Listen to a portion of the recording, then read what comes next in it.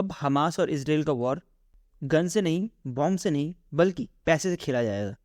इसका सबसे बड़ा कारण यूएसए ने फंडिंग रोक दी गई है यूएन की एजेंसी की, जो कि पैलेस्तीनी रेफ्यूजी को हेल्प करती थी।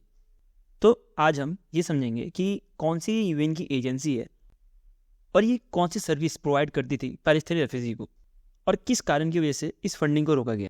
पहले तो हमें यूएन की एजेंसी के बारे में समझना पड़ेगा। ये एजेंसी है UNRWA। ये एक यूएन की एजेंसी है, जैसे कि WHO, IMO या यूनिसेफ, ऐसी दूसरी ऑर्गेनाइजेशन की तरह ही। UNRWA क्या काम करती है, इसका आप अंदाज़ा लगा सकते हो इसके फुल फॉर्म से। इसका फुल फॉर्म है United Nation Relief and Work Agency for Palestine refugee in the Near east.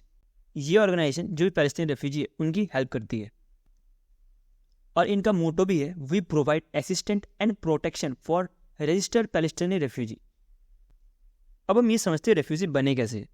जब 1948 में अरब और इसराइल के बीच में वॉर हो रहा था, उस समय कुछ पैलेस्तीनी रेफ्यूजी जो इसराइल है अभी उसको छोड़ के जो नियर बाई कंट्री है उधर भाग गए थे। उसमें से आप देख सकते हो सीरिया है, लेबनान है, जॉर्डन है, वेस्ट बैंक है, और कुछ पैलेस्टीनी रेफ्यूजी जो गाजा स्ट्रिप है इधर बस गए थे। ऐसे कर करके रेफ्यूजीज टोटल 5.9 मिलियन पैलेस्तीनी आसपास के देश में बस गए थे। इन्हीं रेफ्यूजी के लिए UNRWA 1940 से अब तक 706 स्कूल्स और उसमें कुछ 5.5 लाख स्टूडेंट्स को पढ़ाने का काम करती है।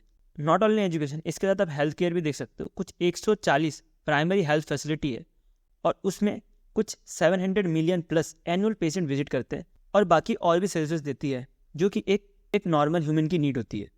अब इस वीडियो के आगे हम ये समझेंगे कि इसकी फंडिंग रोकी क्यों गई है। इसराइल इंटेलिजेंस ऑन 18 जनवरी 2024 में ये आरोप लगाया गया है कि जो हमास के मिलिटेंट थे इनको छुपाने की कोशिश की, जो 12 UNRWA के वर्कर्स हैं इन्होंने। और ये जो हमास मिलिटेंट है इन्होंने अटैक किया था 7 अक्टूबर 2013 में, जो इसराइल हमास बॉर्डर में ब्लास्ट हुआ था उसमें, और इसमें कुछ 300 लोगों के आसपास मारे गए थे और 1590 के आसपास इंजर्ड थे।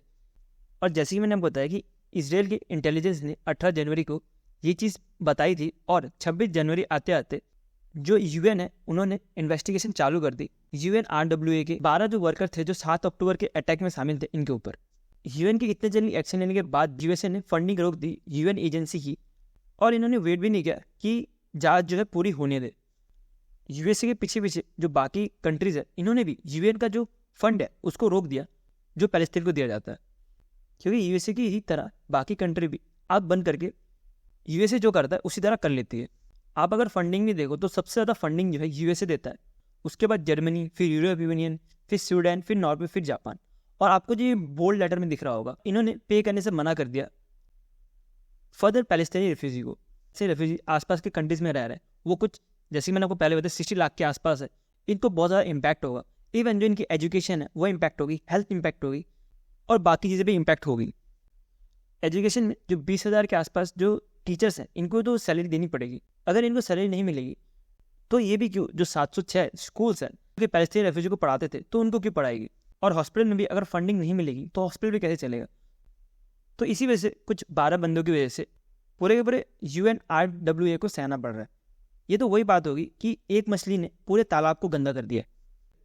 और ये जो वेस्टर्न कंट्री है ये हर बार कुछ ऐसी करती है, इनको तो कुछ भी करके जो कंट्री इनको पसंद नहीं होती उधर फंड रोकने का ही काम है।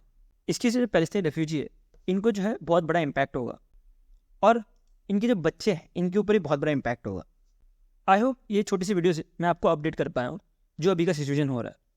इसके साथ ही आपको और कोई वीडियो मेरा देखना है तो आप इस वीडियो में क्लिक कर सकते हो। मैं आगे आपको इस वीडियो में मिलूंगा।